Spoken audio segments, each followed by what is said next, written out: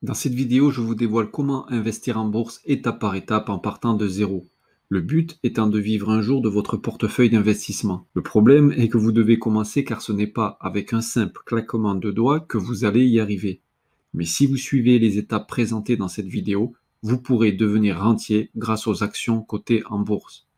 Petit disclaimer en préambule. Sur cette chaîne, je partage tout gratuitement avec vous. Pas de méthode secrète cachée et payante, pas de lien d'affiliation vers un produit bidon. D'ailleurs, voici le programme détaillé de cette vidéo. Toutes les sections sont décortiquées dans la description avec le découpage temporel pour votre confort de navigation. La raison principale pour laquelle je vous conseille fortement de suivre cette méthode est que vous allez vous constituer des revenus passifs. À l'heure actuelle, vous avez peut-être votre emploi qui est votre principale source de revenus.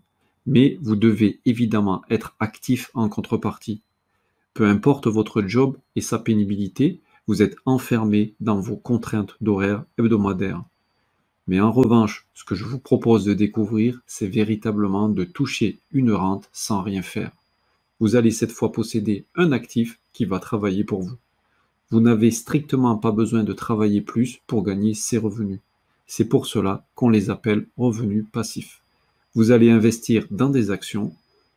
Une action est un titre de propriété qui représente une fraction d'entreprise.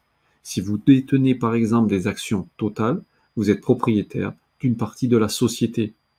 En considérant le cadran de flux de trésorerie de Robert Kiyosaki, vous êtes dans le 4e carré des cadrans où vous possédez une partie d'une entreprise et vous n'avez pas besoin de travailler pour l'entreprise. Pour acheter une action, vous devez vous inscrire dans une société de courtage. C'est une plateforme qui vous permet d'acheter et de vendre des actions. Rassurez-vous, de nos jours, tout est sécurisé avec des courtiers certifiés et surveillés. Si vous êtes débutant, vous pouvez ouvrir un compte titre ordinaire chez Boursorama Bank ou plutôt privilégier un PEA chez Fortuneo. Dès que vous souhaitez vous diversifier sur tous les marchés mondiaux, un courtier de référence comme Interactive Broker vous sera alors utile. Quoi qu'il en soit, cette étape ne nécessite aucune expertise particulière. Mais là où cela devient plus technique, c'est dans le choix des actions. C'est à cette étape que la grande majorité des investisseurs font n'importe quoi. Vous devez absolument vous former pour apprendre à choisir correctement les actions.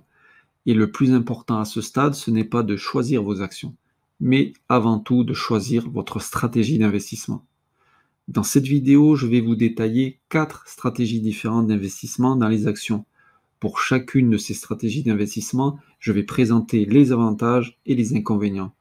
Selon votre profil, votre situation, votre patrimoine, votre âge, vos objectifs, votre aversion au risque, une des 4 stratégies vous correspondra mieux. La première stratégie consiste à investir dans les actions à dividendes. La deuxième stratégie colle à celle de Warren Buffett. La stratégie de Warren Buffett est d'investir dans des sociétés solides, dont le prix est temporairement faible et à tenir ses investissements sur le long terme. Ce type d'investissement est appelé value investing, l'investissement dans la valeur. La troisième stratégie, le growth investing, consiste à investir dans des actions d'entreprises à forte croissance. Ces entreprises ont généralement une croissance de leur chiffre d'affaires plus rapide que la moyenne ou une croissance de leur nombre d'utilisateurs ou de leur part de marché très rapide. Enfin, le dernier type d'investissement que nous aborderons est la stratégie des fonds indiciels passifs. Cette stratégie d'investissement en ETF est une méthodologie qui vise à sélectionner les meilleurs fonds dans lesquels investir, répondant à vos besoins individuels. Commençons par l'investissement sur les actions à dividendes. Cette approche vous garantit d'avoir des revenus passifs mensuels si vous faites les choses correctement et intelligemment. Vous allez acheter des actions et en contrepartie, vous recevrez un pourcentage proportionnel des bénéfices reversés par l'entreprise. Maintenant, vous devez être capable d'identifier précisément quelles actions vont être pertinentes pour vous.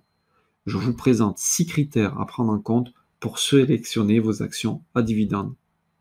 À présent, vous allez découvrir comment faire une veille informationnelle concernant toutes les entreprises afin de détecter les opportunités d'investir dans les actions à dividendes. Pour ce faire, vous allez utiliser ce fichier Excel avec 6 critères de sélection. Je vous donnerai d'ailleurs à la fin de cette vidéo l'opportunité de télécharger ce fichier. Rassurez-vous, rien de bien compliqué pour remplir ce fichier Excel. D'ailleurs, dans quelques instants, je vais vous démontrer en live, car on va étudier ensemble une entreprise. Chaque onglet du fichier Excel correspond à un critère de sélection. Premier onglet qui concerne le chiffre d'affaires. Vous devez sélectionner uniquement des entreprises avec un fort chiffre d'affaires qui suit une tendance d'augmentation. Deuxième onglet qui concerne les dettes. Vous devez sélectionner uniquement des entreprises qui ne sont pas trop endettées et qui gardent leur potentiel de croissance avec leur capacité à investir. Troisième onglet avec le PER. Le PER est un ratio utilisé en bourse. Vous devez sélectionner uniquement les entreprises avec un PER moyen inférieur à 15. Sinon, cette action est considérée comme trop chère. Quatrième onglet, vous devez sélectionner uniquement les entreprises dont le bénéfice net par action est positif les 5 dernières années et avec une augmentation d'au moins 15%. Le cinquième onglet concerne le prix de l'action. Vous devez sélectionner uniquement les entreprises dont le prix de l'action par rapport à l'actif est inférieur à 1,5. Sinon, l'action est considérée comme trop chère. Enfin, l'onglet le plus évident à surveiller avec le choix des entreprises qui versent des dividendes constants chaque année et ce depuis plusieurs années et dont le montant en euros augmente. Passons maintenant au remplissage de ce fichier Excel. Je vous conseille d'utiliser le site Zone Bourse. Vous pouvez créer un compte gratuitement chez eux. Une fois inscrit et connecté, vous allez pouvoir trouver toutes les informations qui vous intéressent pour une entreprise donnée. Dans l'exemple, on va étudier AXA, l'assureur mondialement connu. Vous allez aller dans l'onglet Finances et vous commencez à remplir le premier onglet concernant le chiffre d'affaires. Vous voyez apparaître ici année après année le chiffre d'affaires, il suffit de reporter sur le fichier Excel.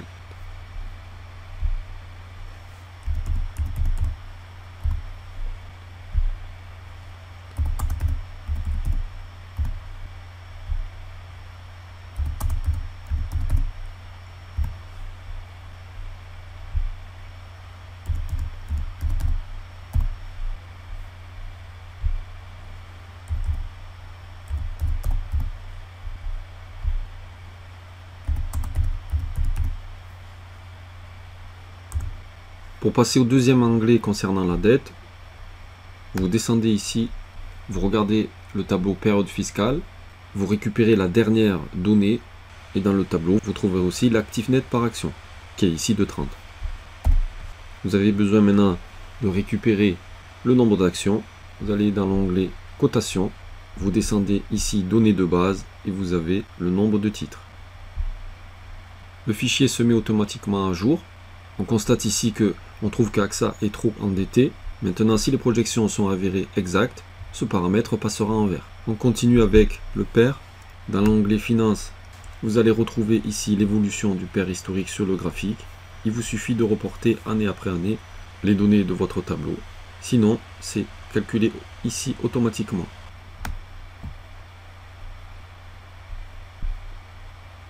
Pour le cas de AXA, le PER moyen sur les dernières années est tout à fait correct. Pour l'onglet bénéfice net par action, toujours sur la page Finances, vous allez retrouver dans ce tableau le bénéfice net par action année par année. Il vous suffit de cliquer ici sur période précédente.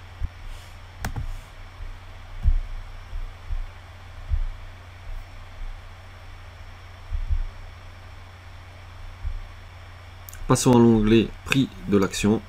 Vous allez retrouver tout en haut de la page le cours de l'action en temps réel qui bien évidemment fluctue dans le temps. C'est pour cela que vous devez faire votre veille informationnelle car en fonction du cours de l'action, cela peut déclencher votre prise de position. Là en l'occurrence, ce critère est validé pour AXA. Terminons par l'onglet dividende. Dans le tableau en dessous de bénéfice net par action, vous allez trouver le dividende. Notez ici le bilan global pour cette entreprise. Pour le chiffre d'affaires, tout est dans le vert. Pour le PER aussi, le bénéfice net par action aussi, le prix de l'action aussi, les dividendes aussi. Reste donc l'endettement. Il suffit dans ce cas-là d'attendre le dernier bilan. Une fois que vous aurez la confirmation de la dette nette pour AXA, vous pouvez vous positionner sans problème.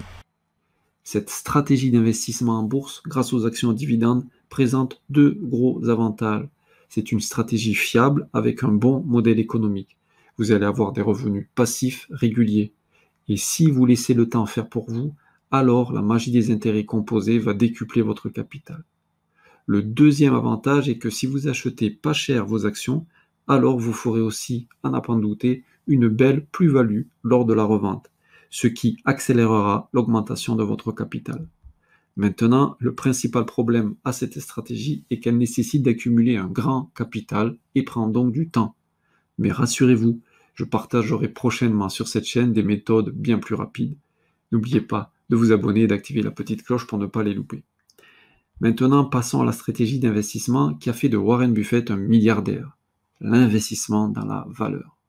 Attention, je ne dis pas que cela va faire de vous un futur milliardaire, mais simplement vous pouvez obtenir un meilleur retour sur investissement qu'avec la première stratégie. Le but avec cette stratégie d'investissement axée sur la valeur est donc d'acheter des actions à un prix inférieur à leur valeur intrinsèque. Maintenant, la question à vous poser, c'est comment savoir si une action est pas chère? L'analyse financière par comparaison boursière reste la méthode la plus couramment utilisée par les analystes. Elle leur sert à déterminer un objectif de cours. Moins sophistiquée que la méthode DCF, Discount Cash Flow, actualisation des flux de trésorerie, mais plus globale et dynamique, cette valorisation des entreprises cotées par comparaison boursière s'appuie sur différents ratios, appelés aussi multiples, des éléments du bilan ou du compte de résultat. L'exercice permet d'avoir une appréciation assez fine d'une action et d'anticiper ainsi des mouvements boursiers. Le grand nombre de ratios d'évaluation a toutefois de quoi dérouter l'épargnant. Et le simple fait qu'une valeur soit en apparence bon marché ne suffit pas à faire grimper son cours de bourse et ne justifie pas forcément de la mettre en portefeuille. Ce serait beaucoup trop simple. Parmi ces ratios boursiers, le PER, Price Earning Ratio, demeure le plus regardé par ceux souhaitant investir en bourse. Ce multiple de base évalue la cherté d'une action. C'est le rapport entre le cours de bourse et le bénéfice net par action ou entre la capitalisation boursière et le bénéfice net. Il exprime le nombre d'années de bénéfices que l'investisseur est prêt à payer lorsqu'il achète une action. Le PER estime en fin d'année N doit être inférieur au PER en année N-1 pour refléter une progression des profits, sinon il peut cacher une difficulté à venir. Mais ce multiple est à manier avec précaution. Il est très utile et pertinent pour comparer deux sociétés ou une liste de valeurs de taille similaire et évoluant dans un même secteur d'activité. Ainsi, confronter les paires de Peugeot et de Renault est tout à fait fondé, mais dire par exemple que Total est moins cher que LVMH n'a aucun sens. Il est par ailleurs d'autant plus difficile d'interpréter le PER d'une année N d'une société donnée si elle était en perte en année N-1. C'est pourquoi les multiples de valorisation boursier doivent nécessairement être rapportés à leur niveau historique ou à ceux du secteur auquel appartient la société. Je vous livre une astuce, vous pouvez comparer le PER de votre action par rapport au PER moyen, par exemple des actions du CAC 40. Maintenant, je vais être franc avec vous. Vous pensez que Warren Buffett est devenu riche en investissant dans des actions du CAC 40? Définitivement non. C'est à ce moment précis que vous devez aller observer obligatoirement les marchés étrangers pour dénicher des pépites. Historiquement, l'action qui représente le plus la stratégie de Warren Buffett est l'action Coca-Cola. Mais en 1988, lorsque Buffett a acheté ses actions Coca-Cola, son secret a été sa capacité à évaluer par lui-même la valeur du cours de l'action avec une estimation personnelle aux alentours de 35 $. Pour lui, passer un ordre d'achat à 30 $. De nos jours, Warren Buffett possède une cinquantaine d'actions qui sont spécialement dédiées au marché américain. La technologie tient d'ailleurs une part dominante dans son portefeuille. Ses fonds placés dans Apple constituent le tiers de son capital. Ses premières lignes sont composées par Apple, Bank of America, Coca-Cola Company, American Express et Wells Fargo avec environ 70% de pourcentage. Warren Buffett possède également un portefeuille d'actions assez conséquent dans le secteur bancaire. Maintenant, la question pour vous est comment suivre une stratégie équivalente à celle de Warren Buffett dans la valeur. Warren Buffett a peaufiné sa technique en se concentrant sur 3 points importants des entreprises cibles. Vendre un produit unique comme Coca-Cola, Ferrero, Nestlé. Il s'agit d'entreprises qui ont marqué les consommateurs avec des produits intemporels. Celles-ci possèdent également un pricing power assez imposant. Fournir un service unique comme American Express, Bouygues, Engie. Ces entreprises proposent des services indispensables et à la portée de tous. Acheter à bas prix et revendre des produits ou des services essentiels sur le long terme comme Walmart ou Carrefour. Ceux-ci sont ensuite distribués à des prix raisonnables afin d'appâter les clients et d'engendrer le maximum de bénéfices. Enfin, l'investisseur Warren Buffett mise sur 3 éléments vitaux du rapport financier de ces entreprises. Premièrement, les comptes de résultats afin d'évaluer le taux de marge, l'effet sur le capital ainsi que la constance des bénéfices. Deuxièmement, le bilan comptable afin de déterminer la valeur brute de l'entreprise.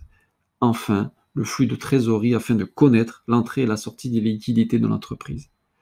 Cette stratégie surperforme celle des dividendes, mais elle demande une réelle expertise et surtout une analyse des bilans financiers de chaque entreprise.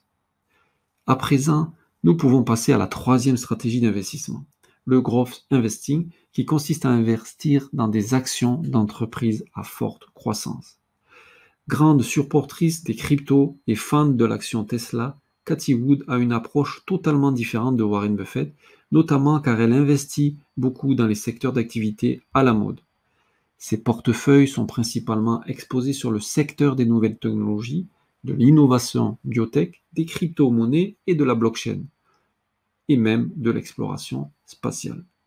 Cathie Wood ne cherche pas forcément les entreprises délivrant déjà des revenus stables, mais les sociétés qui auront potentiellement une valorisation x10 ou x100 plus importante dans les années à venir. On peut ainsi considérer que sa méthodologie d'investissement correspond totalement à l'investissement de croissance. L'horizon de temps des investissements de Cathie Wood est également beaucoup plus court. Elle vise ainsi une prise de bénéfice dans un délai maximum de 5 ans. Alors que de nombreux investisseurs recommandent de ne pas investir lorsque le marché est baissier, Cathie Wood conseille aux investisseurs justement de profiter des baisses du marché pour tenter d'acheter les plus bas. Si les ETF de Cathie Wood ont connu beaucoup de succès et délivré des performances hors normes de début 2018 à fin 2020, avec plus de 330%, les années 2021-2022 ont été beaucoup moins favorables. À votre niveau, pour étudier le potentiel d'une entreprise à exploser, vous devez vous intéresser de près au ROE, le Return on Equity. De l'acronyme ROE en bourse est un ratio qui permet de mesurer la rentabilité des capitaux propres d'une entreprise. En bourse, ce ratio est très utilisé par les investisseurs et les analystes financiers pour analyser les états financiers d'une société cotée. En français, ROE peut être traduit par rendement des capitaux propres. Le rendement des capitaux propres est calculé en divisant le résultat net par les capitaux propres d'une entreprise sur une période donnée. Le ROE est exprimé en pourcentage et peut être calculé uniquement si la société est rentable, c'est-à-dire si son résultat net ainsi que ses capitaux propres sont tous deux positifs. Ce ratio est considéré comme un indicateur de la rentabilité d'une société et de son efficacité à générer des bénéfices. Plus le ROE est élevé, plus la direction d'une société est efficace pour générer des revenus et de la croissance à partir de son financement par ses fonds propres.